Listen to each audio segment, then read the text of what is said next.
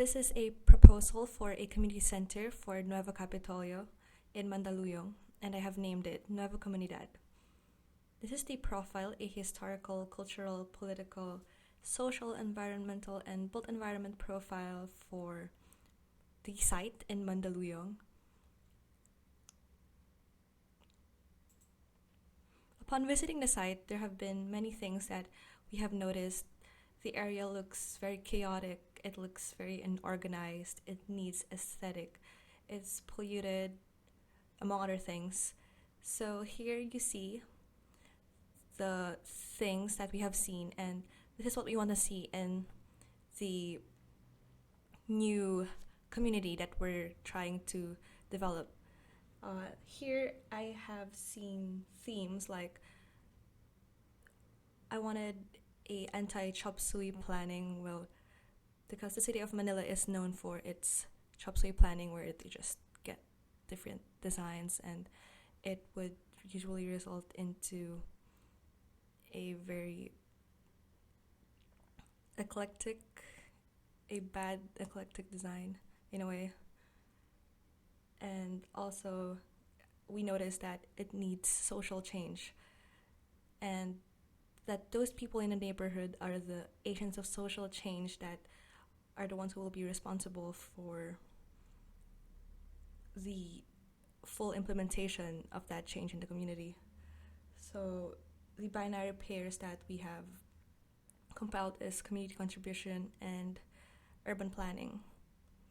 And upon that, we came up with this new meaning that there must be involvement in a community for it to be successful in a way developed. That urban planning, armed with the contribution of the community, shall prove that the substantial involvement of its citizens shall spearhead a complete rehabilitation of the area. Here, this is the site selection, site inventory, and the site analysis of the area. So here we see the site inventory, the current conditions of the site, and the site analysis, the weather habagat from the northeast to southwest, and the amihan from the southwest to the northeast during the bare months, and then the sun path here. This is north, of course. The flooding map from the OST in the area. This is our site here, and it will be affected by a flood if ever storms happen. The site selection process, there were 3 sub-regions, and the first region here, the very top, was the best possible area for the community center, so that's where the center would be built. It was the best choice with its distance from noise, its distance from the busy roads, and still it's accessible to the community. So here we see a broken down profile of the community center. So what is a community center? Why do we need it? The site possesses a problem in the form of a divide in the community, and we think that the community center will give it a stronger sense of neighborhood, like with its community-led programs that would improve the environment. So we aim to have a new cultural, recreational, and educational opportunities for Nuevo Capitolio, to develop social activities in neighborhoods, strengthen the district's civil conditions, improve the quality of life of the surrounding residents. We wanted, because in the current situation of the area, it's a very disconnected district. There were many introverted institutions in a way that they were very private and didn't interact with the institutions outside their usual life, and that's what we desire, the desired future state, a collaborative community and the interaction in institutions that we would get, I think, if the place has a community center. So the institutional arrangements, risk and opportunity management, and resource requirements for the proposed community center. The area would benefit from different groups and organizations listed here. We plan to team up also with businesses like the Capitolio food businesses and the community businesses in the area in Nuevo Capitolio, so that it would improve like the sense of locality. Also, there were studies wherein it showed the time frame, the situation of the site in the 2025-2035 range, and also the requirements like the cost of the community and how we would be using technology for the site, like solar panels, electric charging stations, and permeable concrete for flooding because the area is prone to flooding. This is the space planning program of Nuevo Comunidad. So here are the spaces listed here. The spaces listed would be divided into 4 groups: the activity areas, the leisure, commercial, and also the essential areas like the restrooms and parking stuff. So these are the spaces that I have come up for community center. What is needed in a community center? What would you put there, depending on also who you are associated with, the groups, the institutional arrangements that we have done. So like TESDA, the mini Capitolio cafeteria. Next is the bubble diagram here for the ground floor and the second floor. So this is the entrance, the reception, waiting, and business stalls. There are 2 entrances from the side of the main road, and then the entrance from the park side. So here we have the reception, and then it's immediately adjacent to the commune, also with the office and the seniors, so that it would be easier for them to connect to the place. It's more accessible, that's it. And also the cafeteria, which is also accessible. It has the arrows represent the natural light views, which places have natural light and views. So this is the first floor. Second floor. For the second floor, we have mostly the leisure rooms, the arts and crafts, that's the rooms, dance hall, and then the connection to the green balcony, which is on top of the multipurpose hall, which is connected to the ramp through the 3rd floor club room, the shared club room. There's also a balcony here it has a lot of views and connected to natural light, natural ventilation. This is the space matrix for the area. So with the users, the area of the whole site. The site is shared with a sports complex. It's interconnected with a sports complex. So the site of the community center is just 3,484 from the original 6,014 square meters. The spaces that I have listed earlier, the number of users that would be using them, and then the area required, like for example, the theater would need 0.5 square meters, 0.5 meters per person, like, so it would be about 2.5 per person. That's including the circulation clearance. So I would have about 300 square meters for the theater. The multipurpose room would need 1 to 1.5 square meter per person, because I have seen something, a plan wherein there's 70 square meters per 30 persons. So 30 users for the multipurpose hall, and then it would take up about 100.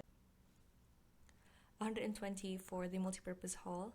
So the shared club room, which has 3 areas, there would be 30 users in those given areas, and then they would need a huge space, 600, for those 3 club rooms. So the tester room needs a lot of space since it has a lot of activities like the programs for testa, the beading, baking, cooking, those such activities. So I input 40 users and then a huge area for them to move in, so about 400, and then a mid-level dance studio would need about 100 square meters, and then there are 20 users for that, so I put in an area of 400 square meters, a huge space for them to dance in. So the arts and crafts area for different ages, the mini Capitolio stalls or the cafeteria, which shall be supervised, or the Capitolio businesses would be in partnership with us, so they would they would put their businesses also in that cafeteria. So I put it as a mini Capitolio. And the daycare has different requirements because a child needs an indoor space and at the same time an outdoor space. There's different requirements for the indoor and outdoor space for a child. So for a daycare, there would be about 3.7 square meters to 5 square meters per child. That's the indoor and outdoor space requirement for them. So the seniors hall, excuse me, the seniors hall, I put in 20 users, it's less than the daycare because in the population report there's more youth in the area than seniors. So we need, for the hall, just the hall itself, I input 150 square meters, but for the accessibility areas like the ramp, the clearance for wheelchairs, we would need a bigger space, a bigger square meter for them. But for here, this is just the senior hall, 150. The business stalls in partnership with the local businesses, storage, the restrooms, and the parking.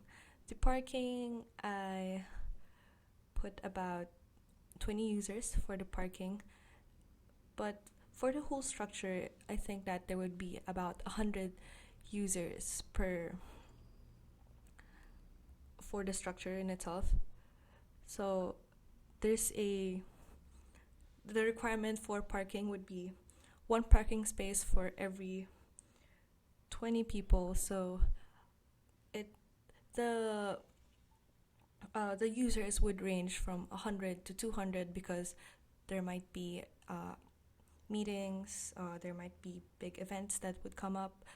On a regular day, maybe just 100, and then during events it would be 200. So I just put the area of 200 square meters for those number of users. So here's the adjacency matrix. What is adjacent to those spaces, what is preferred, but most of them don't necessarily need to be adjacent to each other since it's different interests. This is the floor plan and the site development plan of the area.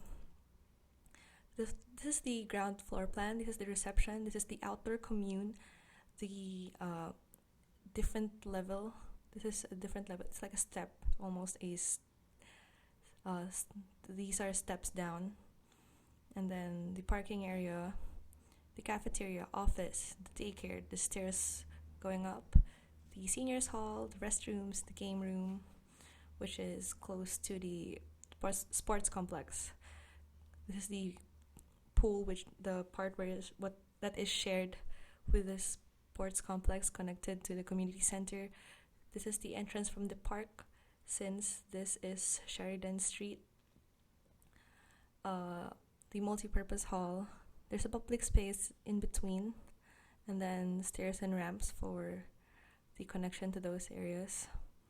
This is the ramp going to the second floor's green balcony. Stairs to the second floor. The arts and crafts room would be here, the tester rooms, the dance hall, and then this area would be overlooking to the pool, also in connection with a green balcony here. There's a balcony here, but there's also another balcony here, which is covered in grass, a green balcony. The third floor is just a connection to the club room, the shared club room. And this is the site development plan for the area. So this is Sheridan Street. Since it's a lot of cars drive by here, so this is where the parking area would be placed. The trees for the area. This is the park here. A quiet street here. So this is the form finding for Nuevo Comunidad. This is the volume, the initial volume. I wanted a form that would be open. It's something related to the social condition of the area. It would have a flowing floor plan. It would be inviting, and then there would be connections to the different floors. This is the first, and then the second I just put in the public spaces and then elevated it. So this is the result. The whole inspiration for this form is actually from El Filibusterismo by Jose Rizal, wherein he mentions the Pasig River, and then it was discussed there the division of social classes in the boat, with the characters in the boat, and then it showed the social disparity that is what the Nuevo Comunidad wants to erase. So the form in itself, the Pasig River's waves here, and then I developed it into a framework, and then the framework developed into a geometry, and then that geometry calls on the form surface. So this volume plus this form would result into this initial massing. This is just to give an idea of how it could look like. So it resembles the river surface. Light hits the structure differently at different times of the day, resembling waves on the surface of water. So just imagine, what if you time-lapse the structure, take a time-lapse video, and then you would see how the light walks on the surface, how it reflects on the surface of the structure, and it looks like the waves on a river surface, on a water surface. And I guess it relates to how we want to see a new light in the social condition of Nueva Comunidad, for Nuevo Capitolio, a more solid relationship between the people in the community. So that's all. Thank you.